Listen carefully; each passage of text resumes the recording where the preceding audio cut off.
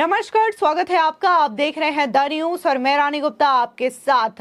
उत्तर प्रदेश की सियासत से जुड़ी हुई इस वक्त की बड़ी खबर सामने आ रही है। आपको बता दें, आरएलडी प्रमुख जयंत चौधरी और उत्तर प्रदेश के सीएम योगी आदित्यनाथ ने एक दूसरे से मुलाकात की है। दरअसल ये मुलाकात योगी आदित्यनाथ के आवास पर हुई है। आपको बता दें कि राष्ट्रीय अध्यक्ष जयंत चौधरी जिस तरीके से मुलाकात करने के लिए योगी आदित्यनाथ से पहुंचे, तो ये लगातार चर्चा का विषय बना हुआ है और राजनीतिक हलचल भी काफी ज्यादा बढ़ चुकी है, क्योंकि अभी उत्तर प्रदेश में उपचुनाव होने वाले हैं और उससे पहले ये मुलाकात काफी कुछ दर्शाती है। इस बीच कहा यह जा रहा है कि जिस तरीके से अखिलेश यादव के कभी पुराने साथी जयंत चौधरी हुआ करते थे, तो ये अखिलेश यादव के लिए भी काफी ज्यादा टेंशन बढ़ाने वाली है, क्योंकि कहा जा रहा है कि लोकसभा में भले ही अच्छा प्रदर्शन करते हुए अखिलेश यादव ने अपनी सीटें बढ़ाई है, लेकिन उपचुनाव में उनकी सीटें घट सकती है और उन्हें काफी ज्यादा परेशानी का सामना करना पड़ सकता है। तो वहीं दूसरी ओर अभी कुछ दिनों पहले ही बीजेपी में लगातार अंतर्कलह की खबरें सामने आ रही थी और कहा जा रहा था कि केशव प्रसाद मौर्य जो है वो लगातार पार्टी से इतर बयानबाजी कर रहे हैं और खबरें तो ये तक आई थी कि सीएम योगी आदित्यनाथ को उनके पद से हटा दिया जाएगा। ये तमाम जो बातें चल रही थी, इस बीच कहा यह जा रहा है कि इस मुलाकात से केशव प्रसाद मौर्य की भी टेंशन बढ़ सकती है। यानी कि कुल मिलाकर के जयंत चौधरी और सीएम योगी आदित्यनाथ की ये मुलाकात राजनीतिक गलियारों में चर्चा का विषय बनी हुई है। दोनों के बीच काफी देर तक मुलाकात हुई। साथ ही मुलाकात के बाद जयंत चौधरी ने कहा कि हमारी मुलाकात काफी अच्छी रही। हमने बाबा के साथ कई मुद्दों पर विस्तार पूर्वक चर्चा की है। उनके पास उत्तर प्रदेश के लिए बड़ा विजन है, जिसका फायदा आगामी दिनों में यहाँ के लोगों को होगा।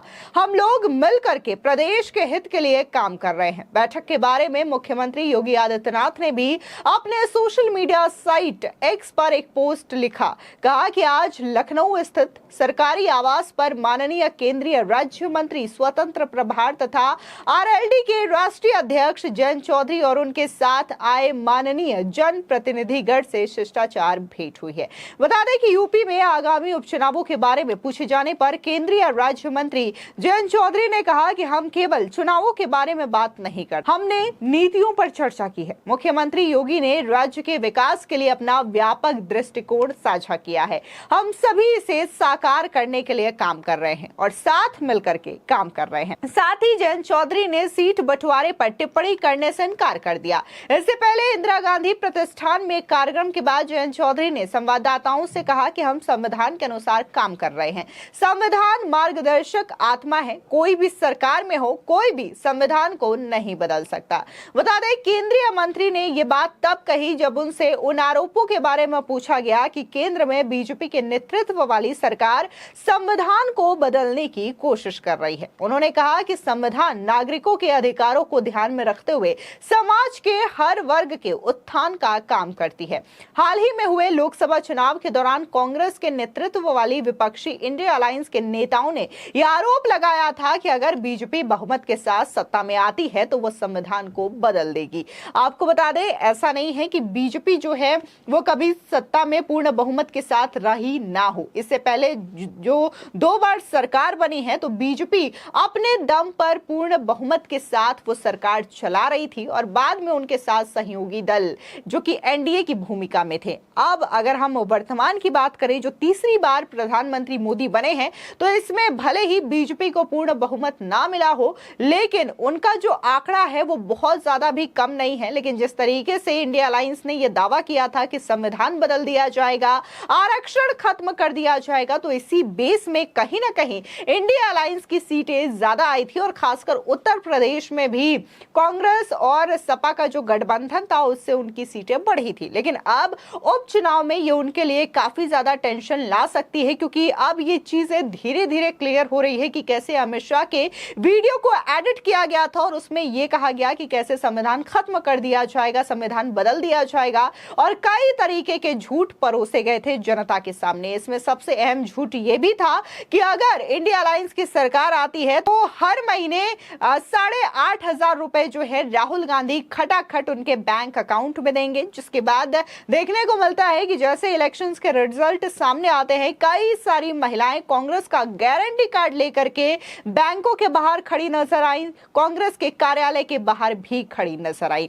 इस बीच आपको बता दें कि उत्तर प्रदेश में जिस तरीके से 10 सीटों पर होने वाले उपचुनाव के बारे में जयंत चौधरी ने यह भी कहा कि हम पूरी ताकत से चुनाव लड़ेंगे।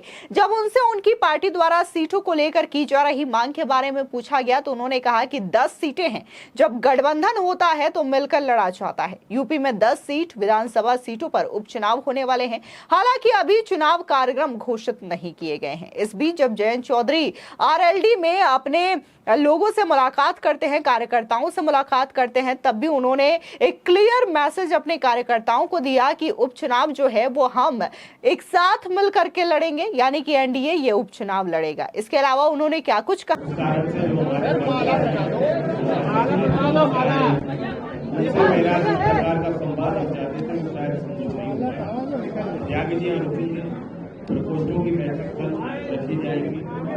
विस्तार से बात वन-on-one बैठक करके तब संभव होगी।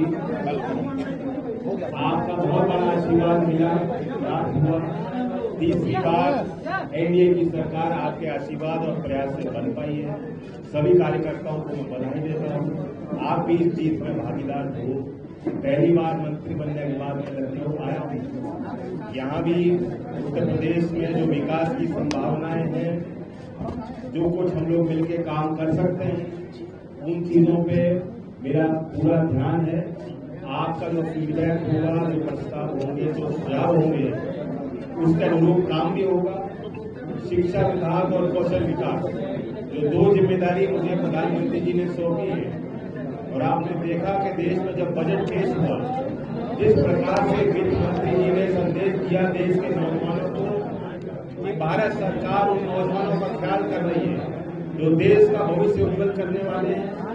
2047 में देश के विकसित होने में जिस नौजवान के कंधे में काम होगा, जिम्मेदारी है, उस जिम्मेदारी को निभाने के लिए, उसे तैयार करने के लिए, उसको सामर्थ्य देने के लिए भारत सरकार ने नई योजनाएं बनाई हैं। अप्रेंटिसशिप, इंटर्नशिप, आईटीआई का विस्तार, उनके क्षमताओं में विस्तार, 1000 आईटीआई जो सुनिश्चित करने का काम होगा। 20 लाख लोगों के कौशल विकास की बात वित्त मंत्री ने खुद बजट के भाषण में दी है, और उत्तर प्रदेश को बहुत सौगात दी है। बजट में विस्तार से उन चीजों पे उल्लेख होगा। मैं सभी कार्यकर्ताओं से अपील भी करता हूं कि हमारे बुनियादी संगठन पे भी ध्यान दें। जो संगठन चला रहे हैं, हमारे अध्यक्ष जी हैं, प्रकोष्ठ अध्यक्ष हैं, उनके साथ समन्वय बनाएं, कोऑपरेट करें, उनके हर प्रयास को ताकत दें, ताकि जमीनी स्तर पे, बूथ के स्तर पे हमारा कार्यकर्ता मजबूत बलवान उसकी आवाज हो। मैं फिर लखनऊ अदब का शहर है, लेकिन कुछ यहाँ व्यवस्था उस हिसाब अदब वाली नहीं बन पाई। फिर भी ये एक उत्सुकता है, एक ऊर्जा हमारे कार्यकर्ताओं के अंदर है, और हमारे मीडिया बंधु हैं जो लोग बड़ी संख्या में आए। मुझसे कुछ मसालेदार बाइट भी लोग चाहते हैं, मैं नहीं दे पा रहा हूँ। वहाँ आगे प्रतिष्ठान में मंत्रालय का मैं अपना पूरा एक मीटिंग लूंगा। मेरे विभाग के अधिकारी भी यहाँ मौजूद हैं। उसके पश्चात में हमारे सूबे के मुख्यमंत्री ऊर्जावान जो नेतृत्व कर रहे हैं, उनसे भी भेंट होगी। हम लोग मिलकर बातचीत करेंगे।